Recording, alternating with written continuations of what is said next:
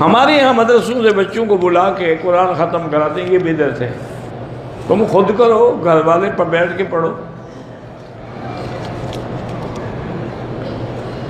عمرے کی نیت تو میں نے دل میں کی، لیکن تلبیہ نہیں پڑھا، کچھ پڑھا کہ نہیں پڑھا، نہیں پڑھا تو پھر عمرہ نہیں ہوگا۔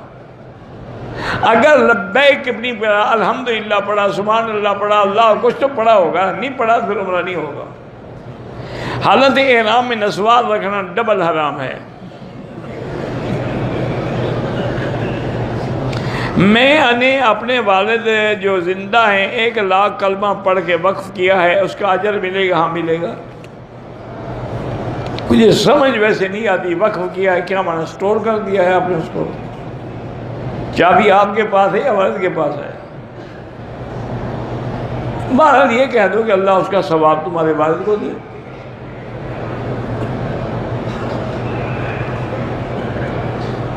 تین سال ہو گئے میری منگنی کو، دعا کریں کہ شادی ہو جائے، تم پیسے شیسے اکٹھے کرو، ہو جائے گی۔ بھوکے ننگے کو کون دیتا ہے؟ 20 سال ہو گئے، بچہ نہیں ہوا۔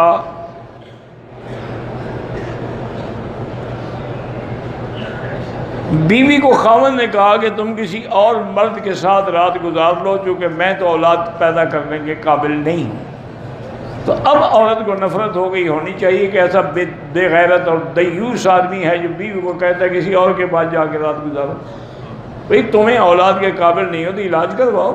آج کل تو علاج کوئی مشکل نہیں ہے، جدید میڈیکل سائنس میں بالکل علاج ہوتا ہے۔ سب سے بہتر ذکر جو ہے، افضل الذکر لا الہ الا اللہ محمد الرسول اللہ۔ میری بیٹی کو حمل ہے، اللہ اولاد صالح عطا فرمائے۔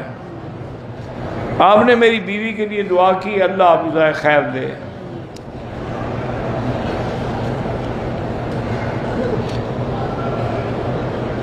بہرحال اصول یہی ہوتا ہے کہ مغرب کی اذان کے بعد 2 رکعت نہ پڑھی جائیں تو افضل ہے۔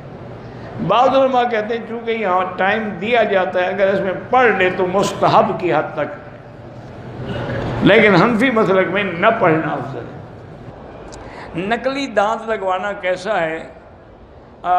لوگ کہتے ہیں کہ مرنے کے بعد دانت منہ میں رہ جائے، کوئی تمہیں کیا، جب سارا بدن رہ گیا تو دانت کا کیا فکر ہے؟ دفتر میں جو پانی ہمیں انہوں نے سٹاف کے لیے دیا ہے وہ ہم گھر لے جا سکتے ہیں، وہ سٹاف کے بندے تو لے جا سکتے ہیں، لیکن پوچھ کے اجازت کے ساتھ۔ ہمارے گھر میں جھگڑے ہوتے ہیں، یہ امتحان ہے اللہ کی طرف سے، آپ زیادہ سے زیادہ لا حول پڑھا کریں۔ میں نے پتہ نہیں کیا بتایا تھا پیشاب کی تکلیف کے لیے، آپ اسی فیس بک پہ اس کو دوبارہ پڑھ لیں۔ میرے والد کی عمر 72 سال ہے، میری ماں کے ساتھ جھگڑا رہتا ہے، بڑھاپے میں جھگڑے ہوتے رہتے ہیں، آپ دعا کریں اللہ ان کو آپس میں اتفاق دے۔ بواسیر کی دوا یا مرہم اندر لگانے، غسل فرض نہیں ہوتا۔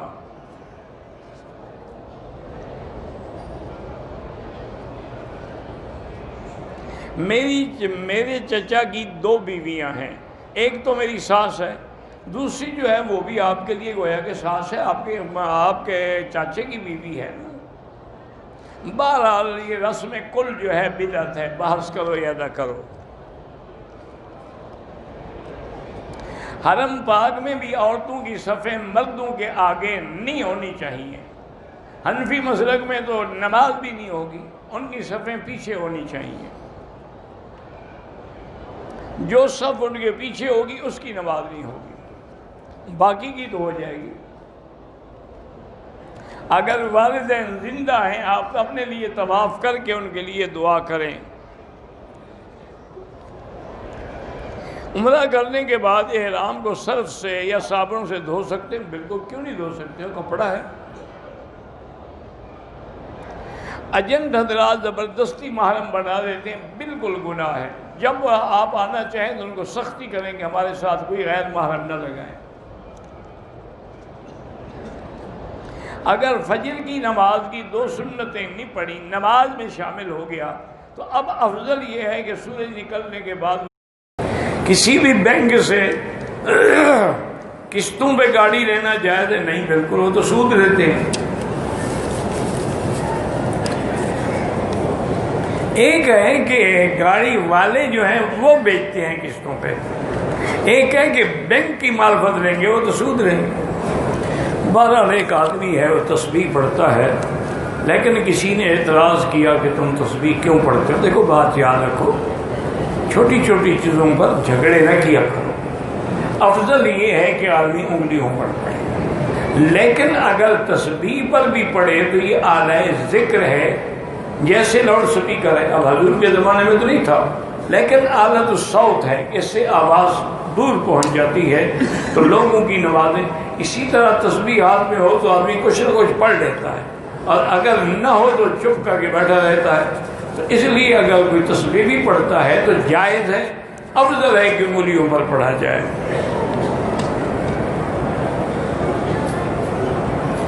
شادی جو ہے کس کی مرضی سے کرنی چاہیے؟ والدین کو، والدین بھی، اور جس سے آپ شادی کرنا چاہتے ہیں وہ بھی راضی، کیونکہ اگر وہ راضی نہ ہو، صرف آپ کے والدین راضی ہیں تو کوئی فائدہ نہیں۔ لازمی بات ہے کہ تمہارے والدین بھی راضی ہوں، اور جہاں رشتہ ہو وہ بھی اور اس کے والدین بھی راضی ہوں۔ کہتے ہیں جی کہ بہت سارے لوگ ایسے ہیں جو سید کے علاوہ رشتہ نہیں دیتی، غلط بات ہے۔ سید تو یاد رکھو کوئی ذات بھی نہیں ہے، اصل تو قوم قریش ہے۔ سید مانا سردار، چونکہ حضور نے فرمایا کہ انا سید ولد آدم، میں آدم کی اولاد کا سردار ہوں، تو جن کی نسبت حضور کے خاندان سے ہوگی وہ بھی سردار ہوگا۔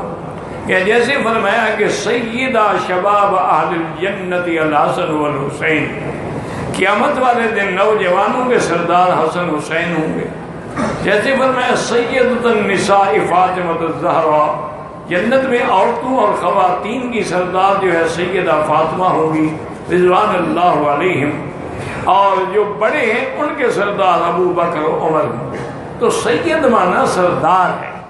اصل حضور کی ذات بھی قریش ہے اور ہاشمی ہے، باقی کسی غیر سید سے رشتہ کرنا کوئی حرج نہیں۔ سرکار دو عالم نے اپنی 2 بیٹیاں دی ہیں حضرت عثمان کو، تو حضرت عثمان تو بنو امیہ سے تھے، وہ تو نہ قریشی تھے نہ ہاشمی تھے۔ تو اگر حضور کی بیٹیوں کا نکاح ہو سکتا ہے تو دوسروں کا بھی ہو سکتا ہے۔ یہ بات علماء نے لکھا ہے کہ آدمی کوشش کرے کہ خاندان برابر کا ہو، اس کو کہتے ہیں کفر، یعنی ہر لحاظ سے برابری ہو تو پھر وہ رشتہ نبھتا ہے۔ اگر ایک اعلیٰ خاندان ہے ایک کم ہے تو پھر بڑی مشکل ہو جاتی ہے۔ جیسے حضور پاک نے اپنی پھوپھی بی بی زینب کا نکاح حضرت زید سے کر دیا، تو حضرت زید کو ہمیشہ ان کی بیوی کہتی تھی کہ میں تمہارے ساتھ نکاح کرتی، تم تو ایک غلام ہو، یہ تو حضور کا حکم تھا، میں نے انکار نہیں کیا، ورنہ میں تمہارے ساتھ نکاح نہ کرتی۔ انہوں نے کئی دفعہ حضور کو شکایت کی، آخر نتیجہ کیا نکلا؟ طلاق ہو گئی۔ تو اس لیے اگر برابر کے خاندان ہوں تو بڑی اچھی بات ہے۔ میں مقروض ہوں اور مجھے کل داروں کی طرف سے جان کا بھی خطرہ ہے، آپ استغفار زیادہ پڑھیں، استغفر اللہ استغفر اللہ، کم از کم 1000 دفعہ روز پڑھیں، قرضے بھی اتر جائیں گے، اللہ آپ کی مدد کریں گے۔ اگر وضو ٹوٹ جائے تو پتھر سے تیمم ہو سکتا ہے؟ نہیں ہو سکتا جب تک مٹی نہ ہو۔